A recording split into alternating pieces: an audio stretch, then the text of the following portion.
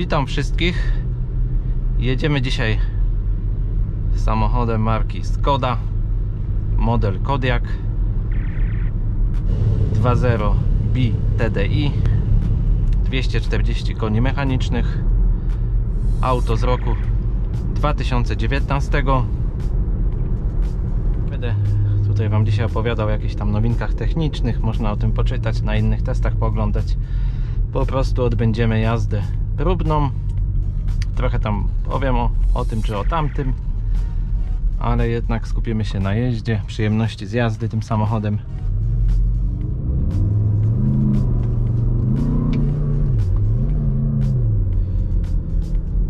Trochę podciśniemy gaz, oczywiście ograniczenia prędkości i tak dalej na drogach. Sprawdzimy jak przyspiesza, powiem ile pali. Auto praktycznie na full wypasie, wszystko łącznie z panoramicznym dachem, co było dostępne w tamtym okresie w samochodach tej marki,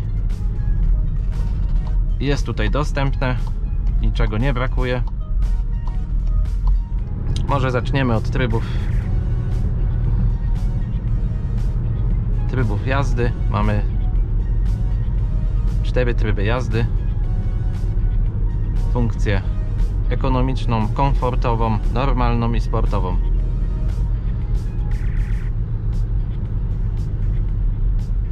Wtedy sam się nam takie zmieniają zegary tutaj, między innymi busole, widzimy kąt skrętu kół, jaki jest równoważnik tego samochodu na jakichś pochyłościach, no takie różne tam bajery, żebyśmy się bardziej poczuli terenowo. Oczywiście auto z napędem na wszystkie koła, dołączanym z tyłu haldexem,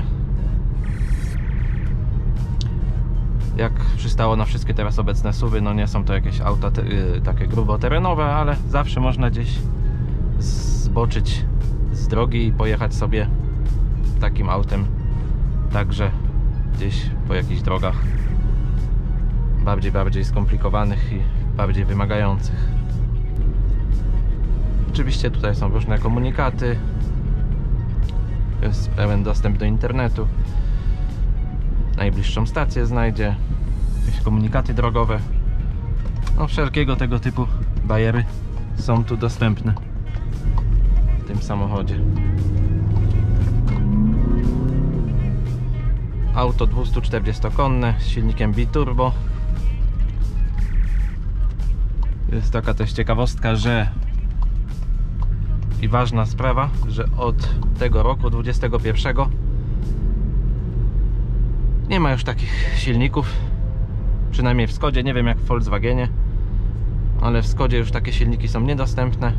Niestety tych surowych norm spalin na rok 2021 już nie spełniły te silniki i nie można nabyć takich jednostek już.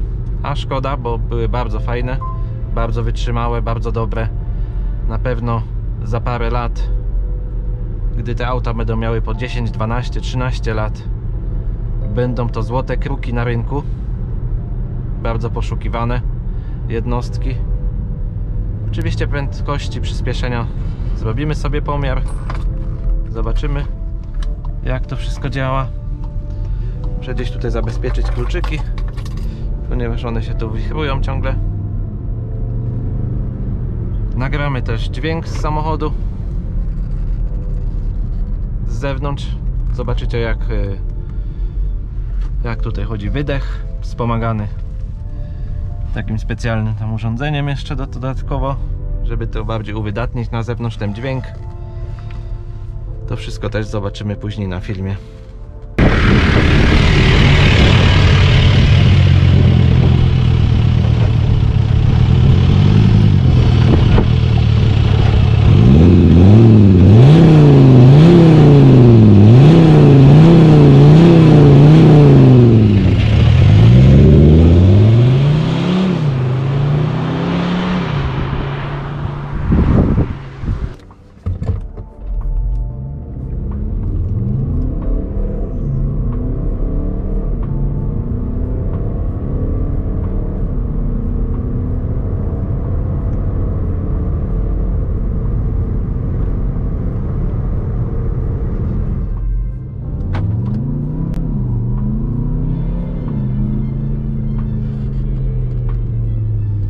Oczywiście auto zarąbiście mruczy.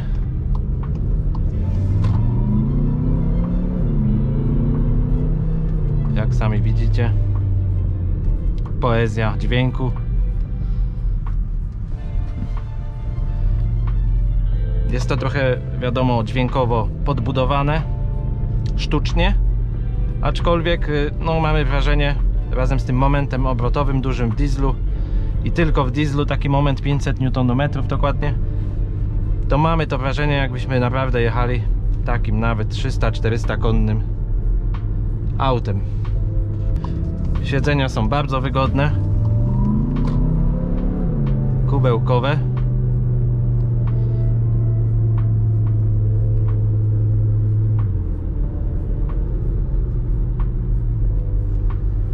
Z takiej ala country, obszyte taką czerwoną nitką. Oczywiście, jak wiadomo, jak na RS-a przystało, czarny dach, czarne wyświetlenie lamp przednich. No dużo takich dodatków, ale myślę, że to gdzieś na takich filmach u ludzi, którzy się tym zajmują, bardziej chętnie opisują, się dowiecie. Tutaj też taki ala carbon w środku. Tu oczywiście wszystko jest mięciutkie. Samochód musi być dosyć dobrze wykonany i coś sobą pokazywać, ponieważ no, jako nowy to kosztował prawie 250 000 złotych, także bez żadnych tam rabatów, taka podstawowa podstawowa cena.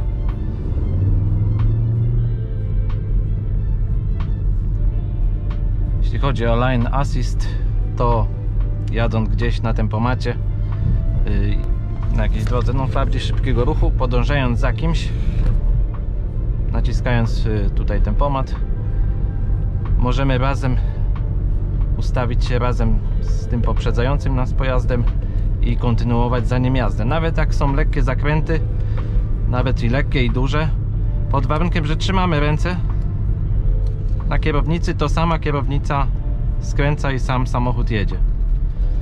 Nawet do tego stopnia taka mini Tesla to działa. Naprawdę i hamuje samochód i wszystko zarazem. No ale to już nawet w słabszych egzemplarzach, nie tylko w VRS-ach, można sobie zamówić taką opcję.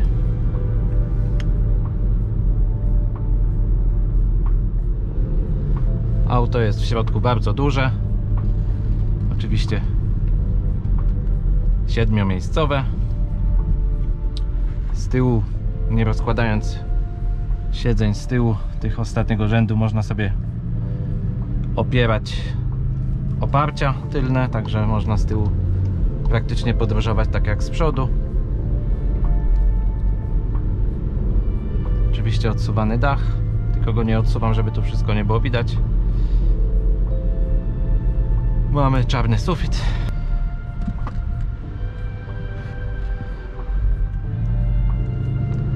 Autem porusza się zgrabnie, nie czuć jego wielkości w środku.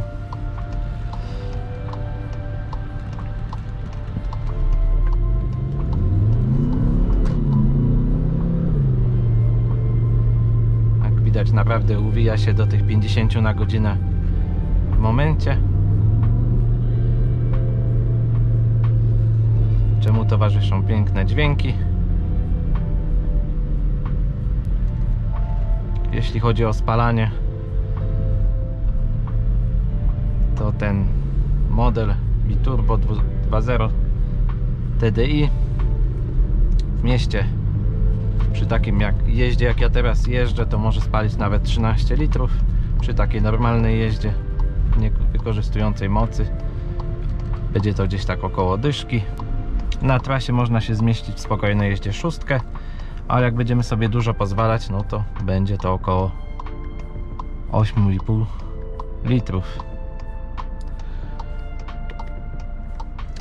No ale to są 240 koni mechanicznych, także one muszą coś też zjeść.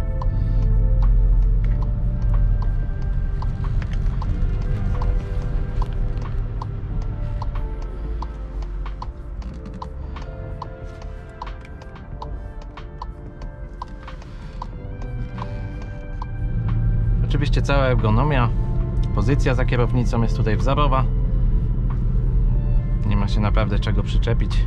Siedzenia trzymają świetnie, kubełkowe, także no samo przez się to wszystko mówi.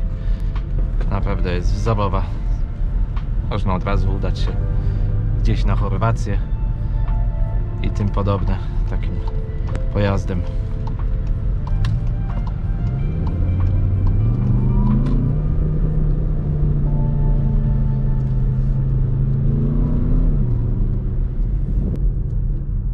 W tym trybie, który teraz mamy, Sport, słyszymy dźwięki takie blum, blum, blum, blum, jakby to tak było gdzieś między V6 a V8.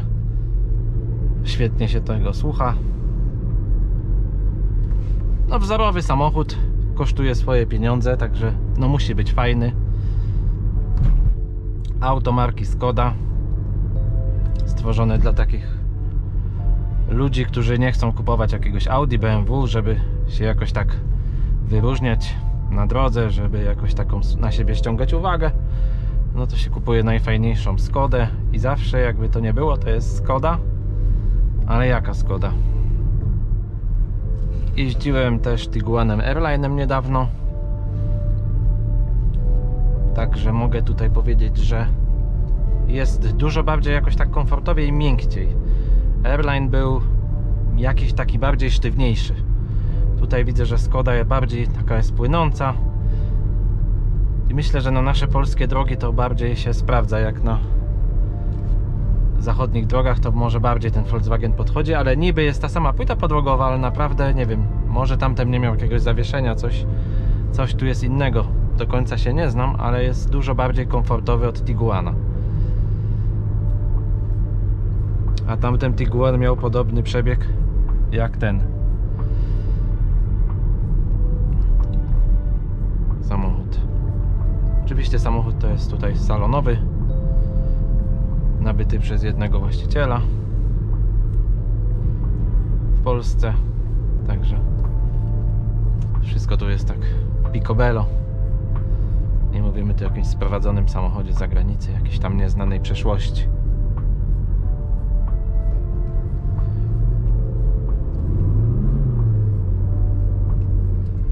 Mamy te wszystkie z przodu pod znaczkiem, przed nim są te wszystkie radary umieszczone. Naprawdę jest ich znakomita ilość. Tutaj martwe pola, w lusterku, wszędzie się wszystko może zapalić w czasie jazdy. Auto stara się jak najbardziej, żebyśmy nigdzie nie przywalili, nie odnieśli jakiejś szkody w czasie jazdy. Także jest naprawdę samochodem bardzo, bardzo nowoczesnym.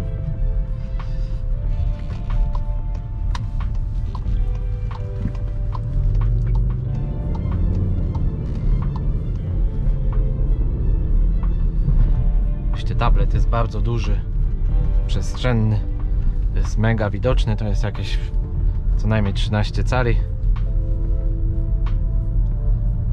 Także naprawdę ekstra. Schowki ze zmieniarkami na karty SD.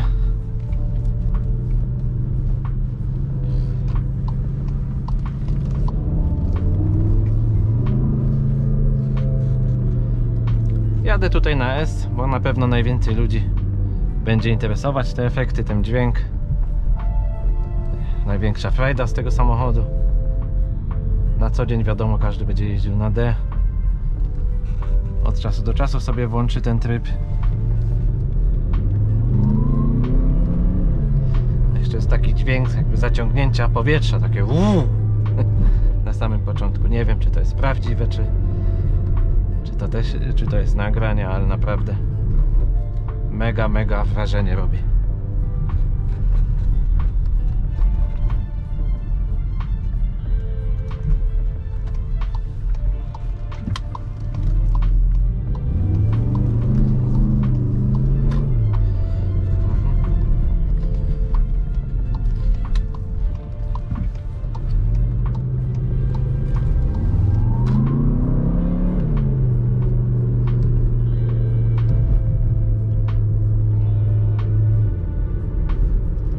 Przełączmy na D. To będzie na tyle. w tej naszej dzisiejszej przejażdżce. Naprawdę bardzo fajnym samochodem. Myślę, że ktokolwiek taki samochód sobie kupi, będzie oglądał ten film za 5, za 10, za 15 lat, to być może na coś mu się przyda przed zakupem.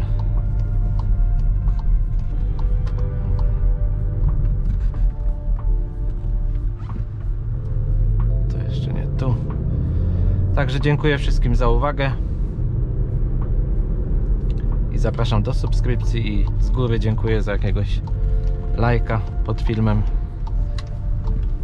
Wszystkiego dobrego. Do zobaczenia w następnym filmie.